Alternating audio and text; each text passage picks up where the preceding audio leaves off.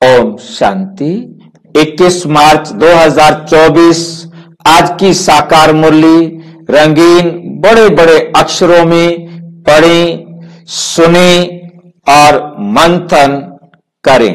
हम प्रतिदिन प्रातः 6 बजे, साय 4 बजे मुरली का मंथन करते हैं।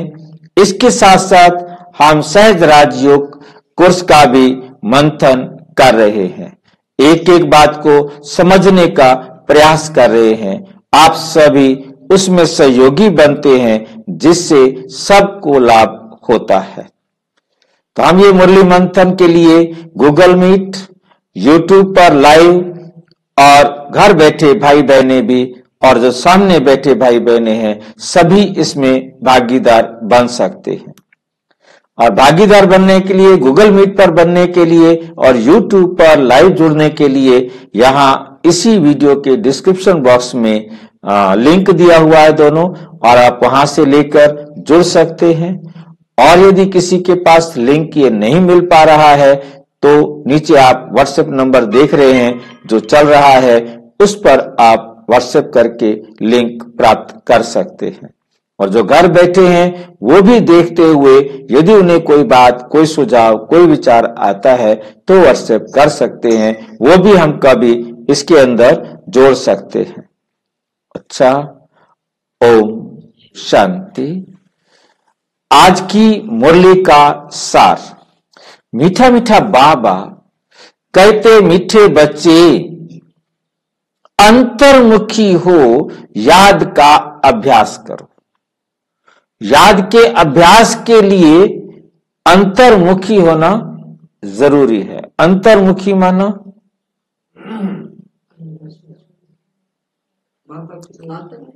हाँ जी,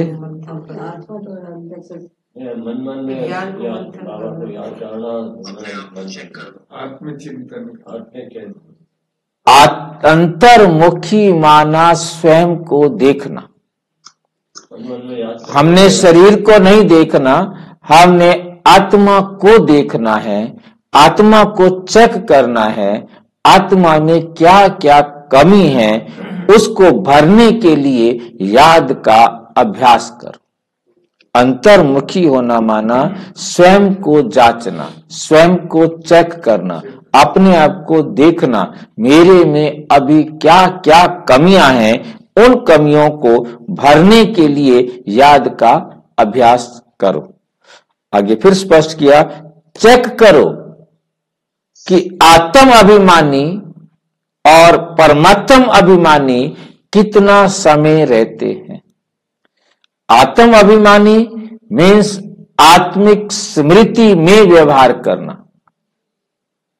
मैं कितना आत्म अभिमान रहता हूं, कितना मुझे आत्म स्मृति रहती है, आत्मा समझकर मैं व्यवहार करता हूं। और परमात्म अभिमानी माना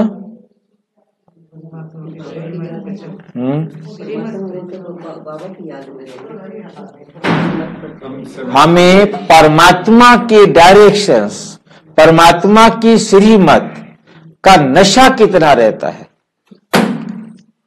हम ईश्वर की संतान हैं, हम भगवान के बच्चे हैं, परमात्मा हम आत्माओं का पिता है। ये नशा, ये है परमात्म अभिमानी बनना। कितना समय रहते हैं, इन दोनों को बाबा ने कहा है कि चेक करो। प्रश्न, जो बच्चे एकांत में जाकर आत्म अभिमानी बनने की प्रैक्टिस करते हैं, आत्म अभिमानी बनने की प्रैक्टिस करते हैं, उनकी निशानी क्या होगी। जो अपने आप में अभ्यास करते हैं आत्म अभिमानी रहने का, उनकी पहचान। उत्तर, नंबर 1, उनके मुख से कभी उल्टा सुल्टा बोल नहीं निकलेगा। उनके मुख से उल्टा सुल्टा बोल कभी नहीं निकलेगा। भाई भाई का आपस में बहुत लव होगा। सदा खीर खंड होकर रहेंगे। सदा क्या होकर रहेंगे? खीर खंड होकर के रहेंगे। खीर खंड क्या होता है? मिलजुल कर। इसके विपरीत क्या होता है? लूण पानी। इसके विपरीत होता है लूण पानी, आपस में लड़ते झगड़ते रहना, और खीर खंड होकर आपस में मिलकर रहना, जैसे चीनी और दूध मिलकर रहते हैं। नंबर 3, धारणा बहुत अच्छी होगी, उनसे कोई भी विकर्म नहीं होगा। धारणा इतनी अच्छी होगी कि उनसे कोई भी विकर्म नहीं होगा। उनकी दृष्टि बहुत मीठी होगी। दृष्टि कैसी होगी? बहुत मीठी होगी। कभी देह अभिमान नहीं आएगा, कभी उनको देह का अभिमान नहीं आएगा कि मैं देह हूं। उन्हें हमेशा याद रहेगा कि मैं आत्मा हूं, मैं आत्मा हूं। कोई को भी दुख नहीं देंगे। कौन किसी को दुख नहीं देगा? क्या उसे याद रहे जो वो किसी को भी दुख नहीं देगा? हाँ जी, जिसे ये स्मृति रहे जो हम देंगे वो हमें मिलेगा, जो हम बोएंगे वो हमें काटना पड़ेगा। सारी दुनिया में इस बात को जानते हैं, कहते हैं, परंतु इसकी स्मृति में नहीं रहते। किसने देखा है? किसने देखा है? क्योंकि उसने सारा जीवन दुनिया को दुख दिया, उसका कुछ भी नहीं हुआ। तुम हमें बुद्धू बनाते हो, वो सारे पाप कर रहे हैं, उनका कुछ हुआ? तो ये बातें उनको, क्योंकि वो एक ड्रेस को देखते हैं, एक जीवन काल को देखते हैं। बाबा ने समझा दिया कि ये देह कर्म नहीं करते, क्योंकि वो देह अभिमानी है। हम आत्माई कर्म करते हैं और क्रिया की प्रतिक्रिया इक्वल होती है, और बराबर किए बिना कोई भी आत्मा वापस अपने घर नहीं जा सकती। जो कहते हैं ये जन्म ही एक होता है, जीवन काल यही है, बस इसके बाद कुछ नहीं, इससे पहले कुछ नहीं, तो वो गलतियां करते हैं। परंतु वास्तव में जिनको ये समझ में आ जाए हम आत्मा हैं, हमने इस संसार में आकर जो दिया है वो हमें लेना पड़ेगा, वो कोई भी कभी भी किसी को दुख नहीं देंगे, क्योंकि दुख दिया तो दुख लेना पड़ेगा। ओम शांति। रूहानी बच्चों प्रति सिर्फ रूह कहेंगे तो फिर जीव निकल जाता है। रूहानी बच्चों प्रति बाबा कहते हैं जब रूह कहेंगे तो जीव निकल जाएगा। जीव क्या होता है? हाँ जी, आत्मा। जीव किसे कहते हैं? जीव। हाँ जी, हड्डी मांस के शरीर को जीव कहा जाता है, परंतु इसमें सारी दुनिया बहुत गलत फहमी में है। वो जीव आत्मा को समझती है, और ये गलत फहमी आने का कारण है हमारा जैन धर्म, बौद्ध धर्म। उन्होंने जीव आत्मा को कहा है, उन्होंने शरीर को पुद्गल कहा है, और आत्मा जीव को कहा है। अब आम दुनिया सारे मिलते एक दूसरे से, तो बहुत सारे लोग भी यही कहते हैं जीव निकल गया, इसका जीव निकल गया। इसमें हमारा कोई कसूर नहीं है, क्योंकि हम यही सुनते आए। परंतु ये तो बाबा ने अब हमें आके समझाया कि जीव शरीर को कहा जाता है, आत्मा रूह ये अलग है, ठीक है ना। आत्मा अमर है, शरीर जो है ना ये 5 तत्वों का बना हुआ है, ठीक है। तो इसलिए जब आत्मा जीव में आती है तो इसे कहा जाता है सजीव। जीव आत्मा, जब आत्मा सहित जीव सहित, आत्मा सहित जीव सजीव, आत्मा रहित जीव आत्मा नहीं है, दो जीव क्या है? निर्जीव। शरीर में आत्मा है, आत्मा सहित है, तो इसे कहेंगे सजीव। जब आत्मा रहित हो गई, आत्मा निकल गई, तो ये जीव क्या हो जाता है? निर्जीव, ठीक है। अब वो निर्जीव और सजीव का भी अर्थ गड़बड़ कर देते हैं, पार्ट है उन आत्माओं का। ओम शांति। रूहानी बच्चों प्रति सिर्फ रूह कहेंगे तो फिर जीव निकल जाता है। इसलिए रूहानी बच्चों प्रति रूहानी बाप समझाते हैं अपने को आत्मा समझना है। रूहानी बाप क्या समझाते हैं कि अपने को क्या समझना है, आत्मा समझना है। हम आत्माओं को बाप से ये नॉलेज मिलती है, बच्चों को देही अभिमानी हो रहना है। बाप आए ही हैं बच्चों को ले जाने के लिए। भल सतयुग में तुम आत्म अभिमानी बनते हो परंतु परमात्म अभिमानी नहीं। क्या मतलब है? सतयुग में हम परमात्मा अभिमानी क्यों नहीं होते? वहां परमात्मा का ज्ञान ही नहीं होता, परमात्मा का पता ही नहीं होता। सिर्फ इतना पता होता है कि हम आत्माएं हैं, हम इस संसार में खेल करने के लिए आए हैं और ये हमारा ड्रेस है। परंतु पहले तो ये भी हमारा नहीं होता, मेरा ड्रेस नहीं होता। पहले ये होता है कि नीचे कॉस्ट्यूम पहन करके हम रोल प्ले करेंगे, कॉस्ट्यूम नीचे है। परंतु जब पहन लिया और उसके बाद आ गया कि मेरा ड्रेस है, तेरा ड्रेस है, ये ड्रेस मेरा, ये ड्रेस तेरा है। परंतु पहले कोई मेरा तेरे की बात नहीं थी। हर एक ने अपना ड्रेस अपना ऑटोमेटिक लिया और पहन करके रोल के लिए लिया, रोल के लिए छोड़ रहे थे। परंतु फिर मेरा और तेरा भी धीरे धीरे आ गया। लेकिन भाई जी एक सवाल। हाँ जी, अभी हम पुरुषार्थी है, भले ही ईश्वर की संतान है, हम पुरुषार्थी है, तो हमारी स्थिति आत्मिक अभिमानी नहीं बनी। लेकिन सतयुग में तो अपनी स्थिति तो अच्छी रहती है। तो बाबा क्यों कहते हैं कि इस जन्म में बहुत खुशी होनी चाहिए और उस जन्म में कम खुशी? इस समय बाबा कहते हैं कि तुम्हें ये नशा है कि तुम ईश्वर की संतान हो। इस समय तुम्हें परमात्म अभिमानी बन सकते हो या बनते हो। परंतु जब सतयुग में होते हैं वहां परमात्म अभिमानी नहीं, वहां सिर्फ आप आत्मा समझते हैं और अपने शरीर के पिता को शरीर का रचयिता समझते हैं। बस धीरे धीरे मतलब ये भूलते जाते हैं। ये तो स्मृति में आता ही नहीं कि परमात्मा कोई होता है, क्योंकि पेट भरा हुआ है, मां क्यों याद आए। जब पेट खाली होगा तो सोचेंगे कहाँ है हमारी मां। तो सतयुग में परमात्मा का याद ना होना, अपने आप को ईश्वरीय संतान के बारे में कुछ भी परिचित ना होना, तो वहां के भाग्य को कम कर देता है। वहां हम देवताओं की संतान होंगे, हमें अपने पिता का नशा होगा, परंतु ये नशा नहीं होगा कि परमात्मा की संतान है, क्योंकि पता ही नहीं कि हम परमात्मा की संतान है। ये भी नहीं मालूम, बस ये मालूम है कि हम आत्मा है, ड्रेस चेंज करते हैं। तो वो आत्म अभिमानी होते हैं, परंतु परमात्म अभिमानी नहीं। और परमात्म अभिमान ना होने के कारण जो सर्वोच्चता है या श्रेष्ठता है वो ऑटोमेटिक कम हो जाती है। उसकी जरूरत ही महसूस नहीं होती। हाँ जी, उसकी जरूरत ही नहीं महसूस होती। किसकी? परमात्मा की। ना, क्या जरूरत है? भूख ही नहीं है, पेट भरा पड़ा है। द्वापर में आके पेट खाली होगा तो फिर याद आएगा ना, गुणों से संपन्न है। वहाँ एहसास होता है, वो फिर से समझाइए क्या?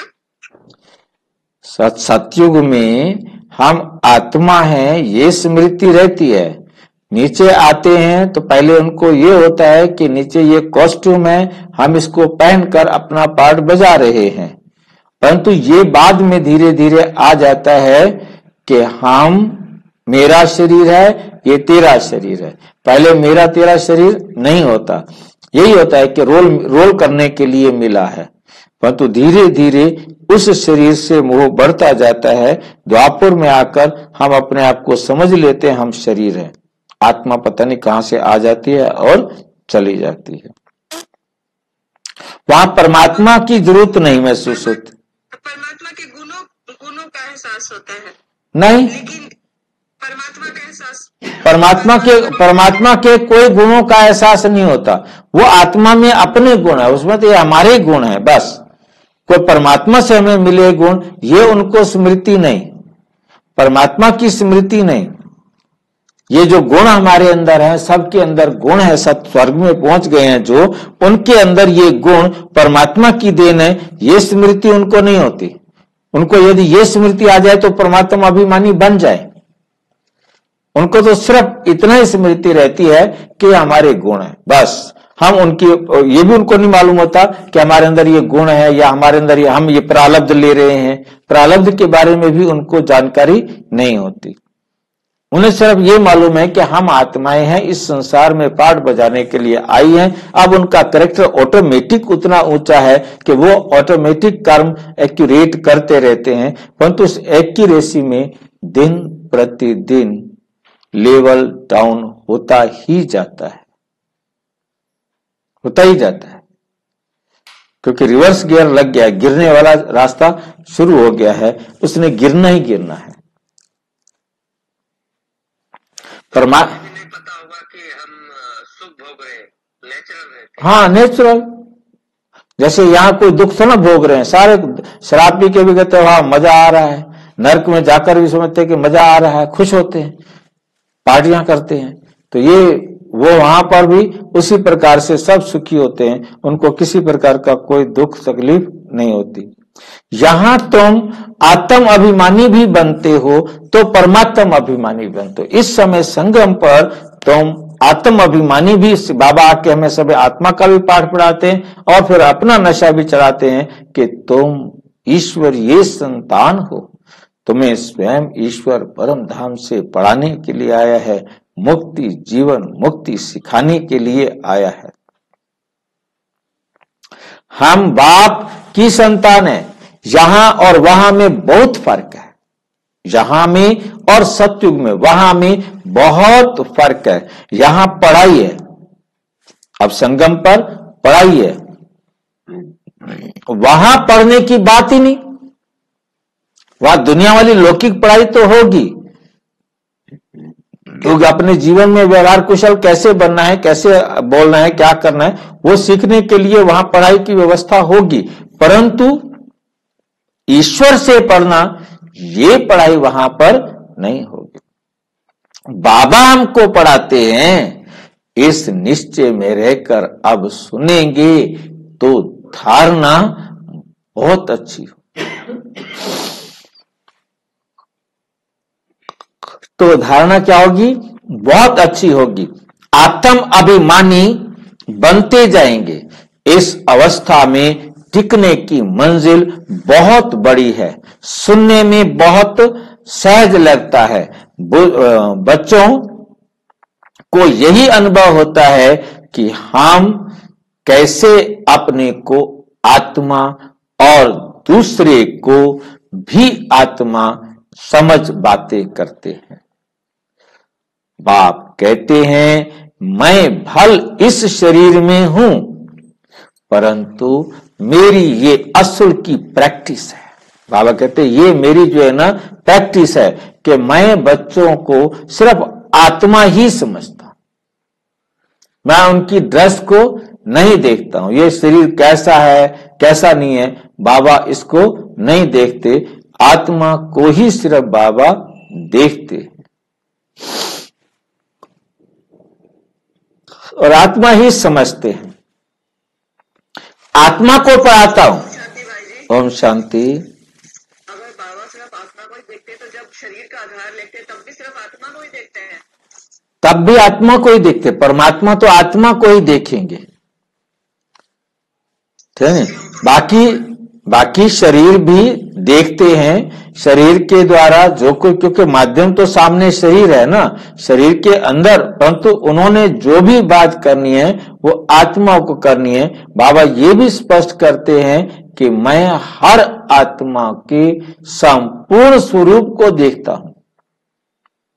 जब जैसे ही हम आत्माएं गई, परमात्मा हमारे हर एक के संपूर्ण जो अवस्था है उसको देखते हैं कि ये क्या बनेगा। तो इस बात के लिए बहुत अलग बात आ जाती है, क्योंकि परमात्मा कहते मैं और किसी को नहीं देखता। भक्त अपने आत्म अंत को जानता है ना, सामने देखता है तो ये समझता है ये कैसा था, ये कैसा था। हाँ, बिल्कुल बिल्कुल बिल्कुल। भक्ति मार्ग में भी आत्मा पाठ बजाती आई है, पाठ बजाते बजाते पतित बनी है, अब फिर आत्मा को पवित्र बनना है। सो जब तक बाप को परमात्मा समझकर याद नहीं करेंगे तो पवित्र कैसे बनेंगे? इस पर बच्चों को बहुत अंतर्मुखी हो याद का अभ्यास करना है। याद का अभ्यास करना है। नॉलेज सहज है। नॉलेज क्या है? सहज है। बाकी ये निश्चय पक्का रहे कि हम आत्मा पढ़ते हैं, कि हम आत्मा पढ़ते हैं, बाबा हमको पढ़ाते हैं, तो धारणा भी होगी और कोई विकर्म नहीं होगा। ऐसे नहीं कि इस समय हमसे कोई विकर्म नहीं होता है। इस समय हमसे कोई विकर्म नहीं होता है, ऐसा नहीं। विकर्माजीत तो अंत में बनेंगे। विकर्माजीत कब बनेंगे? अंत में बनेंगे। भाई भाई की दृष्टि बहुत मीठी रहती है, इसमें कभी देह अभिमान नहीं आएगा। बच्चे हमारे विकर्म बनते हैं थोड़े थोड़े। हाँ जी, छोटे विकर्म अभी भी बनते हैं समझो। विकर्माजीत तो अंत में बनेंगे ना। अभी तो कोई विकर्माजीत बने नहीं है। जब तक हमारे से विकर्म हो रहे हैं तो विकर्माजीत कैसे बने? हम तो कहां खड़े हैं? संगम पर। देह समझा और विकर्म किया, कलयुग में चले गए। आत्मा समझा, अकर्म किया, सतयुग में चले गए। तो अभी विकर्म तो हो रहे हैं ना। विकर्माजीत तो अंत में बनेंगे। भाई भाई की दृष्टि बहुत मीठी रहती है। इसमें कभी देह अभिमान नहीं आएगा। इसमें कभी देह अभिमान नहीं आएगा। बच्चे समझते हैं बाप की नॉलेज बड़ी डीप है। अगर ऊंचे ते ऊंच बनना है तो ये प्रैक्टिस अच्छी रीति करनी पड़े। इस पर गौर करना पड़े। अंतर्मुखी होने के लिए एकांत भी चाहिए। यहां जैसा एकांत घर में, धंधा धोरी में तो मिल ना सके। यहां तुम ये प्रैक्टिस बहुत अच्छी करते हो, कर सकते हो। आत्मा को ही देखना पड़े, अपने को भी आत्मा समझना है। यह प्रैक्टिस यहां करने से आदत पड़ जाएगी। यहां ये प्रैक्टिस करेंगे तो आदत पड़ जाएगी। फिर अपना चार्ट भी रखना चाहिए। फिर अपना चार्ट भी रखना चाहिए। कहां तक आत्म अभिमानी बने हैं, कहां तक आत्म अभिमानी बने हैं। आत्मा को ही हम सुनाते हैं, उनसे ही बातचीत करते हैं। ये प्रैक्टिस बहुत अच्छी चाहिए। ये प्रैक्टिस क्या चाहिए? बहुत अच्छी चाहिए। बच्चे समझते होंगे ये बात तो ठीक है, ये बात तो ठीक है। देह अभिमान निकल जाए और हम आत्म अभिमानी बन जाएं। धारणा करते और कराते जाएं। कोशिश कर अपने को आत्मा समझ बाप को याद करना। ये चार्ट बड़ा डीप है। ये चार्ट बड़ा डीप है। बड़े बड़े महारथी भी समझते होंगे। बाबा जो दिन प्रतिदिन सब्जेक्ट देते हैं विचार सागर मंथन करने के लिए, ये तो बहुत बड़ी पॉइंट्स है। फिर कभी भी मुख से कोई उल्टा सुल्टा अक्षर नहीं निकलेगा। भाइयों का आपस में बहुत लव हो जाएगा। हम सब ईश्वर की संतान हैं। बाप की महिमा को तो जानते ही है हो। श्री कृष्ण की महिमा अलग। उनको कहते हैं सर्वगुण संपन्न, 16 कला संपूर्ण, संपूर्ण निर्विकारी। परंतु श्री कृष्ण के पास गुण कहां से आए? भल उनकी महिमा अलग है, परंतु सर्वगुण संपन्न बना तो ज्ञान सागर बाप से। उसको भी सर्वगुण संपन्न बाप ने ही तो बनाया ना। तो अपनी जांच बहुत रखनी है, अपनी जांच बहुत रखनी है। कदम कदम पर पूरा पोता मेल निकालना है। हर कदम, हर कर्म करते हुए क्या निकालना है? पोता मेल, हिसाब किताब। मैंने जो कर रहा हूं क्या हिसाब किताब बनेगा? सैंपल सामने दिखाई देना चाहिए तो भाई जी। हाँ जी, अभी सैंपल सामने दिखाई देना चाहिए तो जरा थोड़ा और उत्साह आ जाएगा। उमंग उत्साह बढ़ जाता है। कदम कदम पर पोता मेल निकालना चाहिए। मेरा क्या रिजल्ट है? व्यापारी लोग सारा दिन की मुरादी रात को संभालते हैं। कितना कमाया, कितना कमाया। तुम्हारा भी व्यापार है ना, रात्रि को जांच करनी है कि हमने सबको भाई भाई समझकर बात की। आज सारा दिन जिनके पास भी गए, जिनसे मिले, उनको भाई भाई की दृष्टि से देखा, बात की। हाँ जी, क्योंकि तुम जानते हो हम सब भाई क्षीर सागर की तरफ जा रहे हैं। यह है विषय सागर। क्षीर सागर स्वर्ग सुख की दुनिया, और ये क्या है? विषय सागर, जहां विषय विकारों में फंसे पड़े हैं।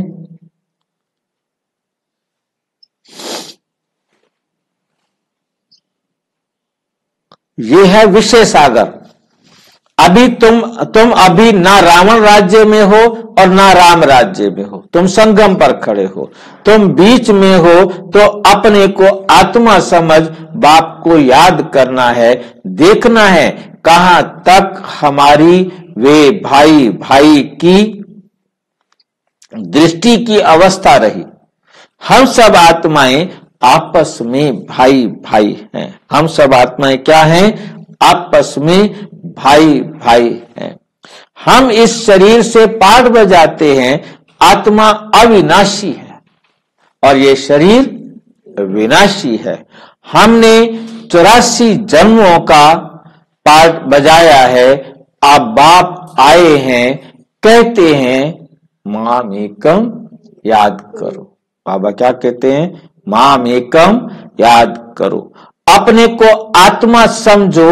आत्मा समझने से भाई भाई हो जाते हैं। ये बाप ही समझाते हैं। बाप के सिवाय और कोई का पार्ट ही नहीं, और किसी का पार्ट ही नहीं।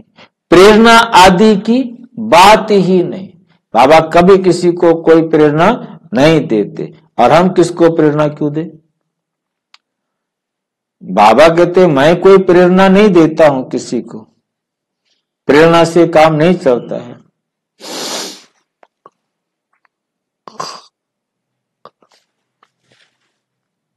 प्रेरणा आदि की बात नहीं। जैसे टीचर बैठ समझाते हैं, वैसे बाप बच्चों को समझाते हैं।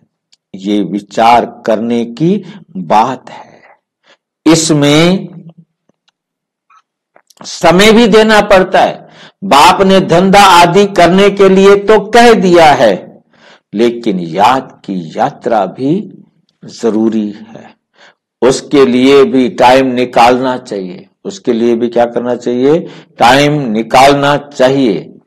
सर्विस भी सबकी भिन्न भिन्न है।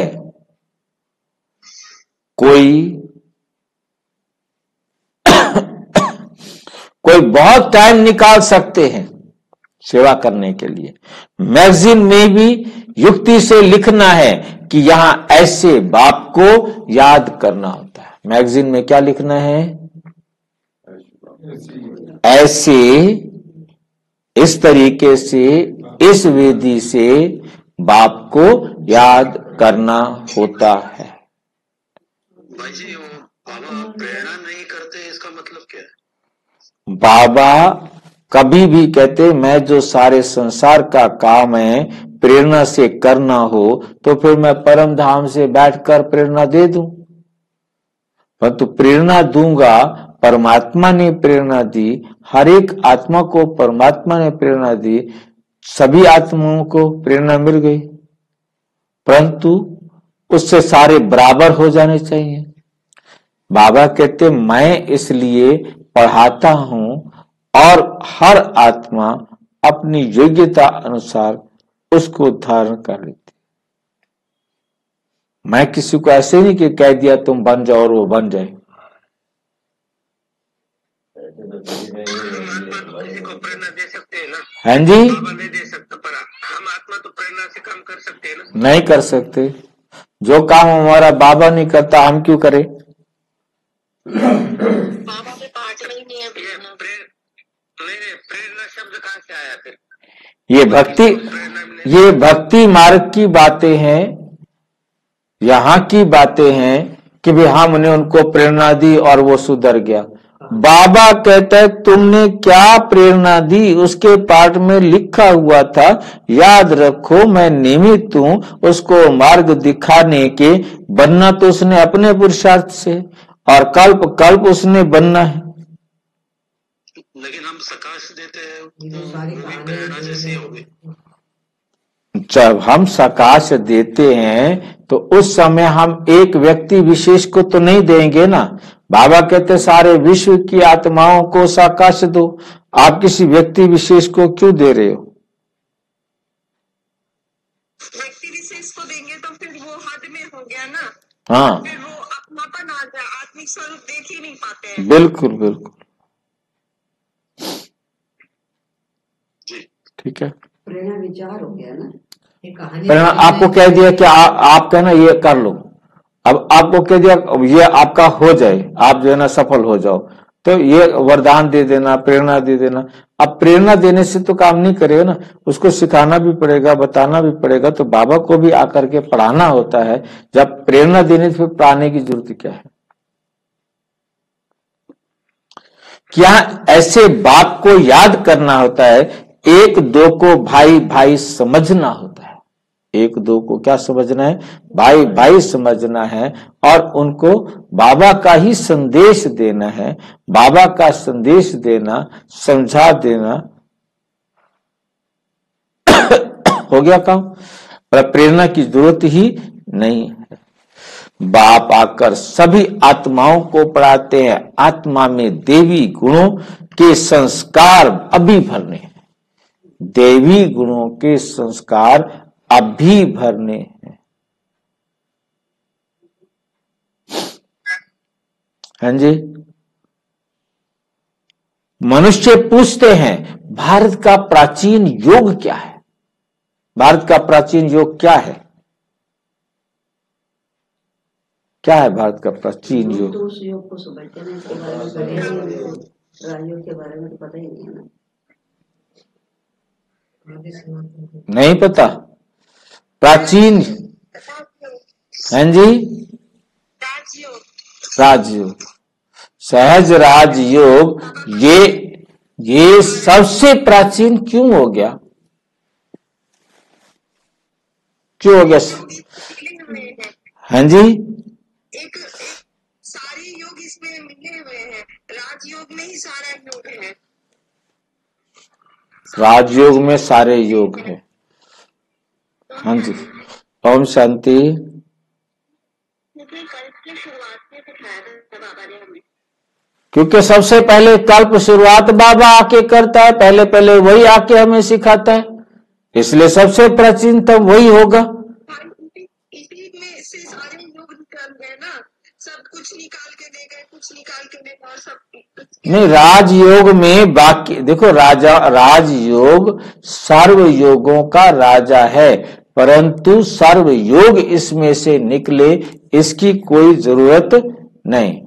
क्योंकि जब हम खुश होते हैं तो हमारा उमंग उत्साह बढ़ता है, तो हमारी खुशी से सांस भी भरते हैं ना, फूलते हैं ना, परंतु वो जबरदस्ती सांस फुलाते हैं। हमारे अंदर सफलता मिलती है तो नेचुरल खुशी होती है, वो झूठी खुशी हंस रहे होते हैं, हा हा हा हा कर रहे होते हैं।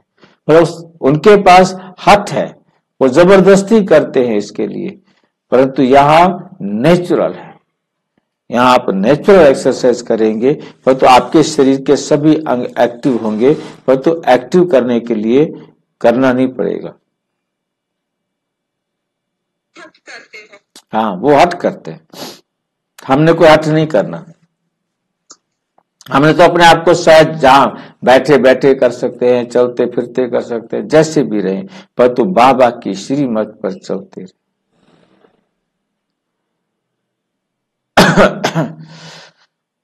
मनुष्य पूछते हैं भारत का प्राचीन योग क्या है?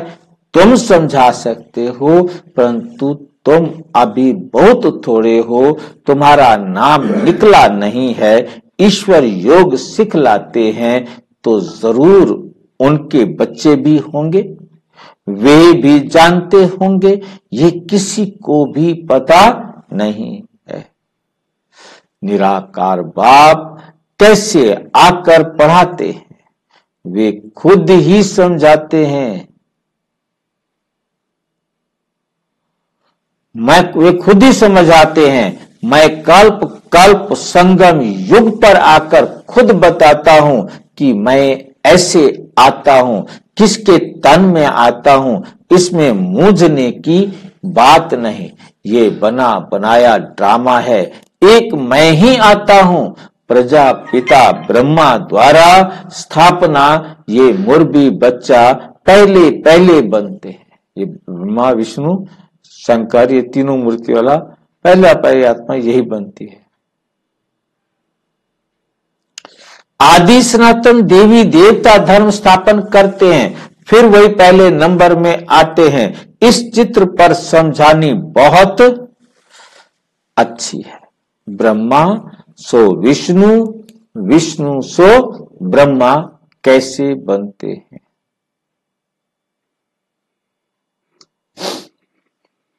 ये और कोई समझा नहीं सकता, ये बाबा के सिवाय और कोई समझा नहीं सकता। समझाने की युक्ति चाहिए। अभी तुम जानते हो बाबा कैसे देवी देवता धर्म की स्थापना करते हैं, कैसे चक्र फिरता है। इन बातों को और कोई जान ना सके तो बाप कहते हैं ऐसे युक्ति से बोलो। यथार्थ योग कौन सिखला सकते हैं? एक्चुअल योग जो है कौन सिखला सकते हैं, ये आप युक्ति से लिखो। योग, यथार्थ योग कौन सिखला सकते हैं?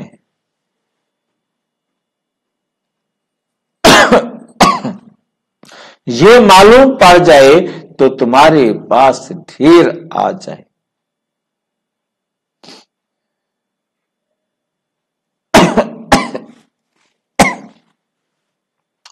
इतने बड़े आश्रम जो हैं सब हिलने लग पड़ेंगे। लाइन समझ में आई है? तुम्हारे पास ढेर आ जाए, इतने बड़े आश्रम जो बड़े बड़े मंडलेश्वर बने हुए बैठे हैं, भक्ति मार्ग के मठ पंथ बना करके वो गिरने वाले हैं। हाँ, ये मालूम पड़ जाए तो तुम्हारे पास ढेर आ जाएंगे, एकदम भीड़ लग जाएगी। और इतने बड़े बड़े आश्रम जो हैं सब हिलने लग पड़ेंगे। ये पिछाड़ी को होना है, फिर वंडर खाएंगे कि इतनी सब संस्थाएं भक्ति मार्ग की, उनको खुद को लगेगा इतनी सारी संस्थाएं सारी भक्ति मार्ग की हैं, ज्ञान मार्ग की एक भी नहीं है। तब ही तुम्हारी विजय होगी। उनको पहले समझ में आएगा कि ज्ञान क्या है और भक्ति क्या है। जब उन्हें समझ में आएगा ज्ञान और भक्ति का अंतर, तो फिर उनको लगेगा इतनी सारी सारी भक्ति मार्ग की संस्थाएं हैं, एक यही ज्ञान मार्ग की संस्था है।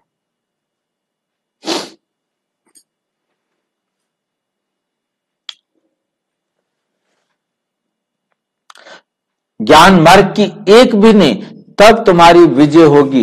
ये भी तुम जानते हो हर 5000 वर्ष के बाद बाप आते हैं। बाप द्वारा तुम सीख रहे हो, औरों को सिखलाते हो। कैसे लिखत में समझाना है, कैसे लिख करके समझाना है, यह सब कल्प कल्प युक्तियां निकलती। हर 5000 साल बाद वही युक्तियां निकलती हैं जो बहुतों को पता पड़ता है।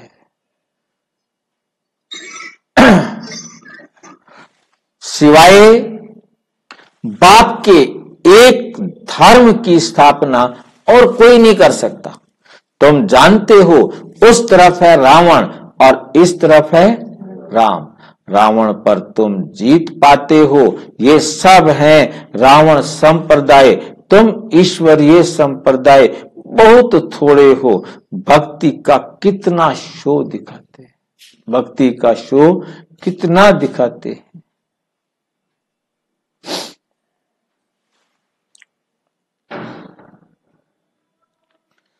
जहां जहां पानी कुआं हो। ओम शांति भाई जी। ओम शांति।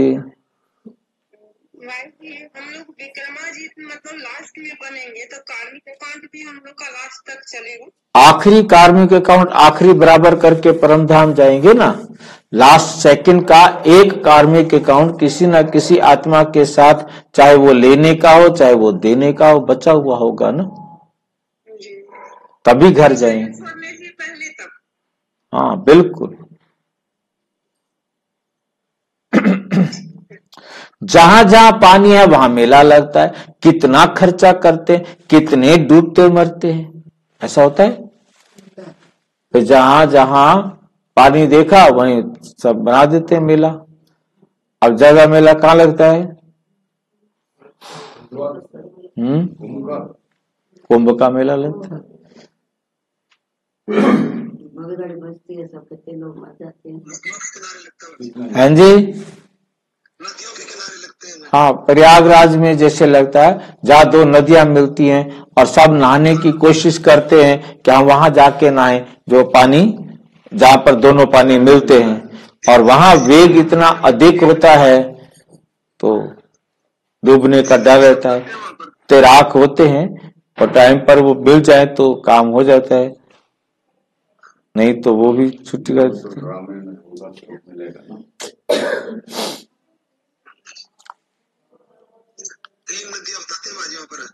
कहते हैं फिर भी, परंतु सरस्वती कोई नदी है नहीं, बाकी वो कहते हैं फिर भी बाप कहते हैं आश्चर्यवत मेरे को पहचानती, सुनंती, फिर सुनावंती, पवित्र जानती, पवित्र भी रहते हैं।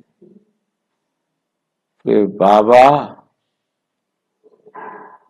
फिर क्या कहते हैं, बाबा माया हार को खिला देती है, खावंती।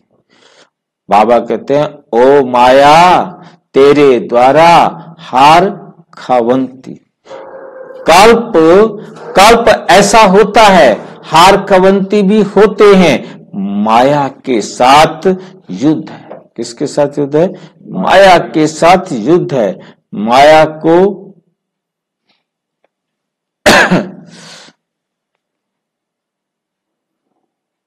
माया का भी प्रभाव है।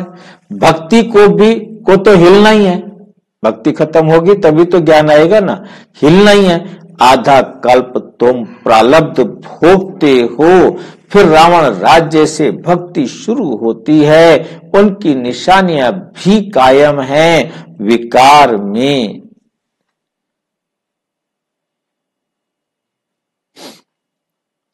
ये दुनिया में कोई नहीं जानते, ये दुनिया में कोई भी नहीं जानते। तो कौन बताएगा? शास्त्रों में लिख दिया है कि देवता वाम मार्ग में चले गए। अब वाम मार्ग में कब गए? कहते द्वापुर में गए।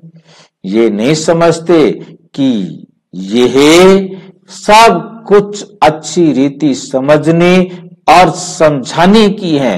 ये भी तब समझे जब ये निश्चय बुद्धि हो, उनकी कशिश होगी, कहेंगे ऐसा बाप से हमको सुनने को मौका मिलेगा तो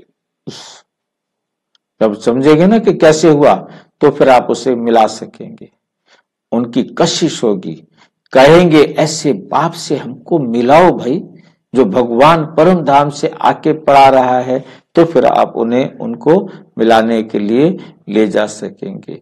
परंतु पहले देखो घर जाने का समय घर जाने का समय कितना है। निश्चय बुद्धि रहते हैं तो भल सतावे, याद सतावे। क्या याद सतावे? विकारों की, बुराइयों की, अवगुणों की याद सतावे। चिट्ठी लिखते रहें, आप हमारे सच्चे बाबा हो, आपसे ऊंचा वर्षा मिलता है। बाबा की याद रहेगी तो बाबा को अपने जो कमियां हैं, दो जिसको कहते हैं विकार हैं, वो लिखते रहेंगे कि हम कितना सुधरे, कितना कमी रह गई है। अपना चार्ट जो है, चिट्ठी जो है, बाबा के पास भेजेंगे।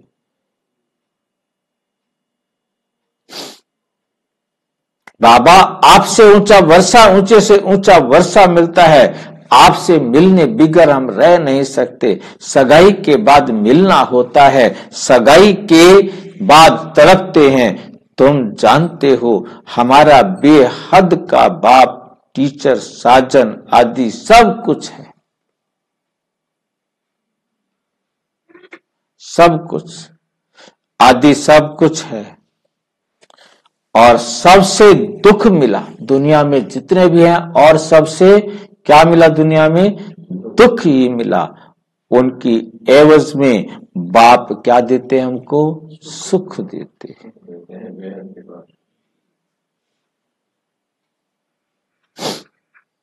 वहां भी सब सुख देते हैं, वहां भी सब सुख देते हैं।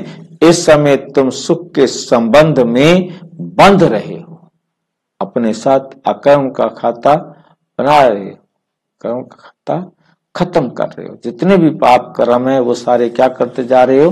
खत्म करते जा रहे हो। तो जब हमारा अकर्म का खाता होता है तो हमारे संबंध बनते हैं, और जब विकर्म का खाता है तो कर्म बंधन बनते हैं। ये पुरुषोत्तम बनने का संगम युग है। मूल बात है अपने को आत्मा समझना। बाप को प्यार से याद करना है, याद से खुशी का पारा चढ़ेगा। हमने सबसे जास्ती भक्ति की है, धक्के बहुत खाए हैं। अब बाप कहते हैं बच्चे क्या करो? मुझे एक बाप को याद करो, क्योंकि अब वापस घर ले जाने वाला बाबा आया है।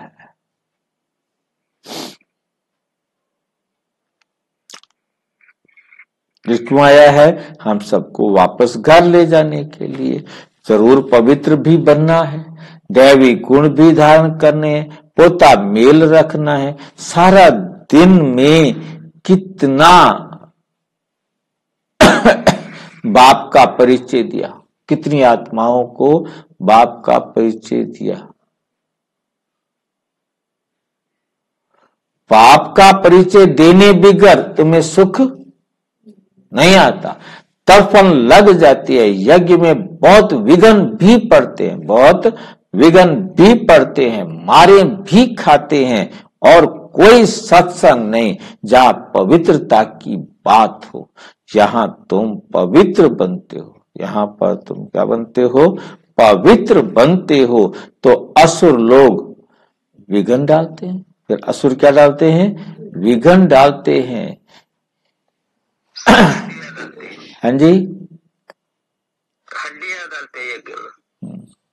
पावन बनकर घर जाना है, संस्कार आत्मा ले जाती है। कहते हैं युद्ध के मैदान में मरेंगे तो स्वर्ग में जाएंगे।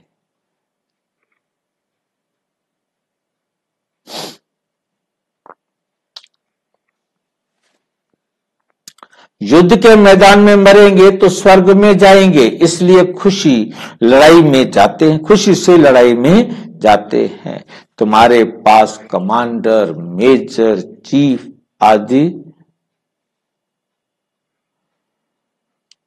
तुम्हारे पास कमांडर, मेजर, सिपाही आदि कहां कहां से आते हैं, स्वर्ग में कैसे जाएंगे?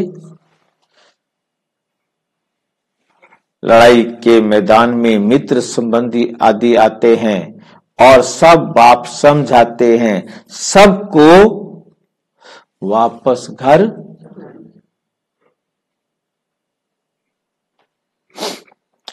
अपने को आत्मा समझो, भाई भाई समझो, बाप को याद करो।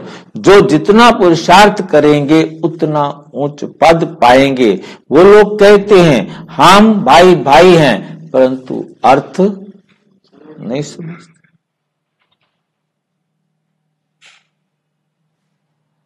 बाप को ही नहीं जानते। लोग समझते हैं हम निष्काम सेवा करते हैं, हमको फल की कोई इच्छा नहीं, परंतु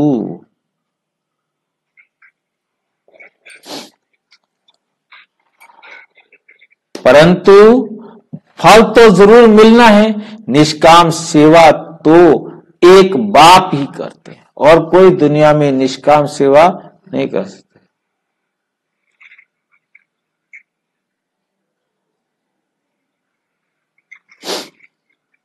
बच्चे जानते हैं बाप की कितनी ग्लानि की है, कितनी बेइज्जती की है परमपिता परमात्मा की, देवताओं की भी ग्लानि की है। अब देवताएं किसी की हिंसा नहीं कर सकते। यहां तो डबल अहिंसक बनते हो, ना कोई काम कटारी चलानी है, ना कोई ना क्रोध करना है। क्रोध का भी बहुत बड़ा, क्रोध भी बड़ा विकार है। कहते हैं बच्चों पर बहुत क्रोध आता है, बच्चों पर बहुत क्रोध आता है।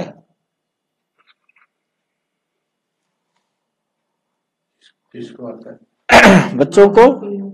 बच्चों पर ये दूसरा है कि चलना ना क्रोध करना। क्रोध भी बड़ा विकार है। कहते हैं बच्चों पर बहुत क्रोध किया, बाप समझाते हैं थप्पड़ आदि कभी नहीं मारना। बच्चों को भी थप्पड़ आदि कभी नहीं मारना। क्यों? वे भी भाई है, उनमें भी आत्मा है। आत्मा छोटी बड़ी होती नहीं, आत्मा छोटी या बड़ी नहीं होती, सबका साइज बराबर होता है। ये बच्चा नहीं है, परंतु तुम्हारा छोटा भाई। आत्मा समझना, छोटे भाई को मारना नहीं चाहिए। आत्मा समझेंगे तो छोटे भाई को मारना नहीं चाहिए। नहीं तो मारना नहीं चाहिए। इसलिए श्री कृष्ण के लिए दिखाते हैं, क्या किया कृष्ण को? ओखरी से बांध दिया। वास्तव में ऐसी बातें हैं नहीं, ऐसा कोई कृष्ण हुआ नहीं। ये भिन्न भिन्न शिक्षाएं हैं। बाकी श्री कृष्ण को क्या परवाह पड़ी मक्खन की? वे महिमा भी करते हैं उल्टी चोरी की, तुम महिमा करेंगे सुलटी। तुम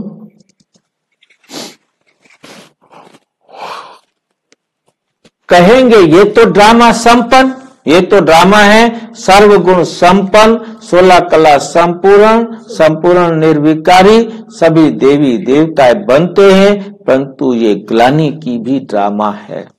इसमें प्रशंसा भी है तो इसमें ग्लानि की भी ड्रामा है।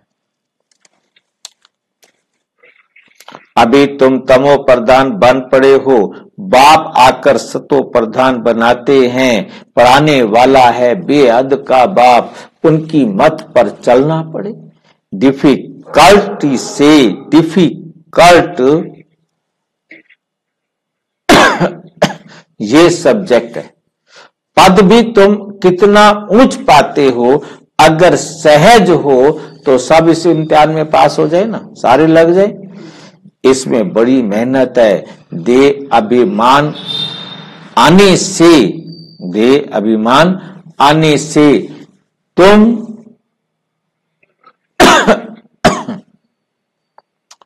क्या कर सकते हैं? बाप को सहज याद कर सकते हैं।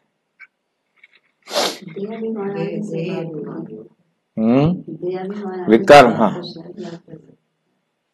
है ना, विकर्म बन जाएंगे ना, फिर देह अभिमान आने से विकर्म बन जाएंगे। इसलिए छुई मुई का दृष्टांत है। किसने देखा छुई मुई? हाँ, हाथ लगाओ तो सिकुड़ जाता है। तो ऐसे ही मतलब क्या होता है कि जरा सी कोई बात हुई मुरझा जाता। बाप को याद करने से तुम खड़े हो जाएंगे, मतलब तुम्हारे अंदर शक्ति आ जाएगी, और बाप को भूलने से भूल जाएंगे, गिर पड़ेंगे, पतित हो जाएंगे, पद भी कम हो पड़ेगा। शिक्षा तो सबको दी जाती है, जिसकी बाद में गीता बनाई है। गरुड़ पुराण में रोचक बातें लिखी हैं जो मनुष्यों को डर लगे। रावण राज्य में पाप तो होता ही है, क्योंकि है ही कांटों का जंगल।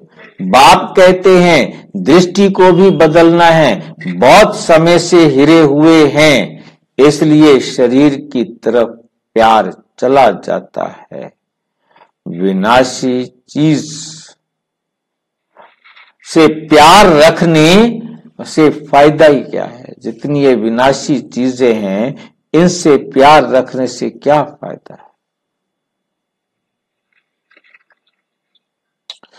अविनाशी से प्यार रखने में अविनाशी बन जाते हैं। अविनाशी बाप से प्यार रखेंगे तो आप भी क्या बन जाएंगे?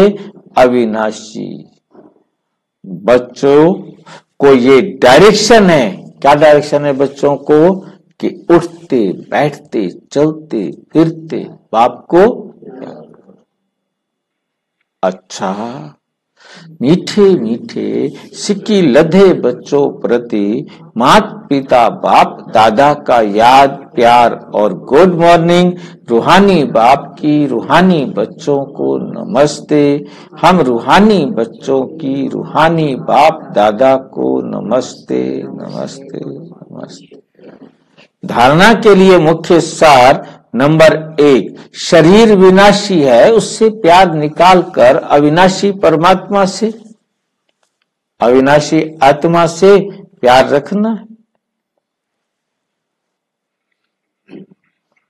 अविनाशी बाप को याद करना है। आत्मा भाई भाई हैं, हम भाई से बात करते हैं, ये अभ्यास करना है। विचार सागर मंथन कर अपनी ऐसी अवस्था बनानी है जो मुख से कभी भी कोई ऐसा शब्द ना निकले, उल्टा सुल्टा बोल ना निकले। कदम कदम पर अपना पोता में, हर कदम हर कर्म करने पर अपना कदम चेक करना है। कदम कदम पर अपना पोता मेल सुल्टा करना है।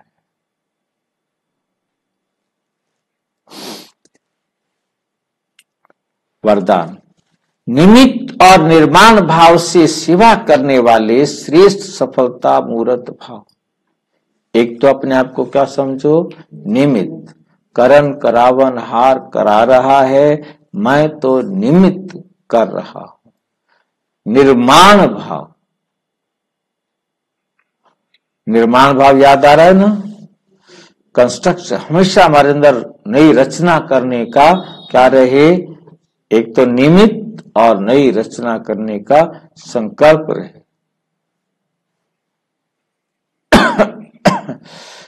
तो नवनिर्माण भाव से सेवा करने वाले आप श्रेष्ठ सफलता मूर्त भाव। सेवादारी अर्थात सदा बाप समान निमित्त बनने और निर्माण रहने वाले निर्माणता ही श्रेष्ठ सफलता का साधन है। किसी भी सेवा में